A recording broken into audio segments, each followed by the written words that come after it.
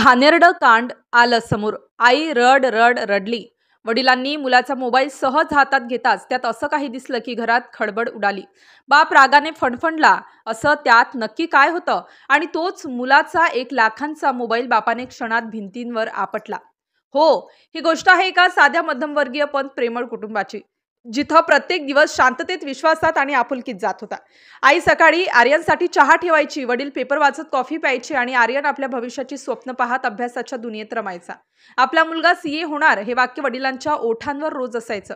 आईला त्याचं टेबल पाहून समाधान वाटायचं. सकाळपासून रात्रीपर्यंत अभ्यास, एवढं मन लावलेला मुलगा आपला भाग्यवान आहे. पण आईच्या डोळ्यांना काय दिसणार होतं हे तिला स्वतःलाही ठाऊक नव्हतं. आर्यनच्या आयुष्यात पुस्तकांच्या पानांबरोबर एक नवीन नाव उमटलं होतं, प्रिया. कॉलेजमधली गोड हसरी, थोडी हट्टी मुलगी. पहिल्यांदा ती कॅन्टीनमध्ये भेटली. कॉफीच्या कपावरून नजर भिडली आणि जणू वेळ थांबली. तिथून सुरू झालं गुपचूप बोलणं, मेसेजेस, कॉल्स आणि अखेर प्रेमाची छोटीशी ठिणगी. आर्यनच्या हृदयात आता आकड्यांपेक्षा भावना जास्त हलू लागल्या.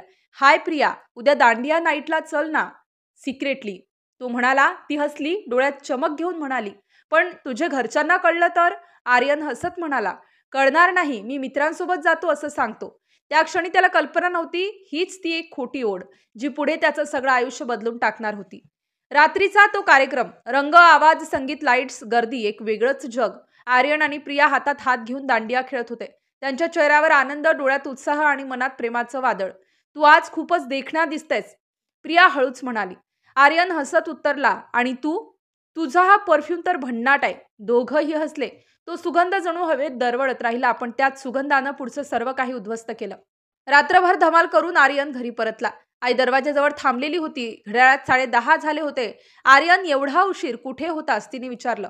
तो थोडा थकलेला पण खुश होता. आई, कॉलेज इव्हेंट होता, मित्रांसोबत गेलो होतो. आई काही न बोलता मागे वळली, पण तिच्या नाकात आला तो परफ्यूमचा सुगंध, एक अनोळखी स्त्री सुगंध. तिच्या मनात प्रश्न उभे राहिले. हा कोणता परफ्यूम आणि माझ्या मुलावर का? ती शांत राहिली, पण मन मात्र अस्वस्थ होतं. तिला रात्रभर झोप लागली नाही. सकाळी उठल्यावर तिनं आर्यनच्या मित्रांना फोन केले. काल आर्यन तुमच्यासोबत होता का? त्यांनी उत्तर दिलं, नाही आंटी, आम्ही तर घरीच होतो. आईच्या अंगावर शहारे आले. तिचं हृदय धडधडायला लागलं. ती धावत आर्यनच्या खोलीत गेली. आर्यन, काल कुठे होताच, खरं सांग. तो गप्प बसला. आईचा हात त्याच्या मोबाईलवर गेला. आर्यन घाबरला, पण उशीर झाला होता. मोबाईलमध्ये फोटो होते, आर्यन आणि प्रिया एकत्र. तिच्या गळ्यात त्याचा हात, हसरे चेहरे, दांडियाचे व्हिडिओ आणि त्या रात्रीचे सगळे गुप्त क्षण. आईच्या डोळ्यातून अश्रू ओघळले. ती म्हणाली, हे काय केलंस आर्यन? तू असं कसं करू शकतोस? आमच्यावर विश्वास ठेवून जगणं शिकवलं आणि तू खोटं बोललास. ती रडत रडत पप्पांना बोलावते. वडील आले. आईच्या हातात फोन होता. वडील शांतपणे मोबाईल हातात घेतात, फोटो पाहतात आणि काही क्षण शांत राहतात. आणि मग एक जोरदार थप्पड आर्यनच्या गालावर. घरात एका क्षणासाठी मृत शांतता पसरली. आई कोसळली. बहीण रडायला लागली. वडील संतापून म्हणाले, हा मोबाईलच तुझं आयुष्य खराब करतोय. आता या कचऱ्याचा शेवट करतो. आणि पुढच्या क्षणी 1,00,000चा मोबाईल भिंतीवर आपटला. तुकडे, आवाज आणि घरात फक्त रडणं. आर्यन काही बोलू शकत नव्हता. त्याच्या डोळ्यातून अश्रू गळत होते, पण शब्द हरवले होते. आई रडत म्हणाली, तू माझ्या विश्वासावर घाव मारलास आर्यन. तू माझा तो अभ्यासू, शिस्तप्रिय मुलगा राहिला नाहीस. त्या रात्री घरात कोणी झोपलं नाही. आई मंदिरात बसून देवाकडे पाहत होती. वडील खिडकीत उभे, शांत पण आतून धगधगत होते. बहीण खोलीत रडत होती आणि आर्यन आपल्या खोलीत एकटाच, निराश, अपराधी पण बदलायचं ठरवलेला. त्याने फोनचे उरलेले तुकडे उचलले, टेबलवर बसला आणि नोटबुकमध्ये लिहिलं, त्या एका रात्रीने मला सगळं शिकवलं. खोटं बोलून आनंद मिळतो, पण तो क्षणिक असतो. आता मी ठरवलंय, पुन्हा कधी आईबाबाच्या डोळ्यात लाज आणणार नाही. मी अभ्यास करेन, यशस्वी होईन आणि एक दिवस माझ्या आईबाबांना माझा अभिमान वाटेल.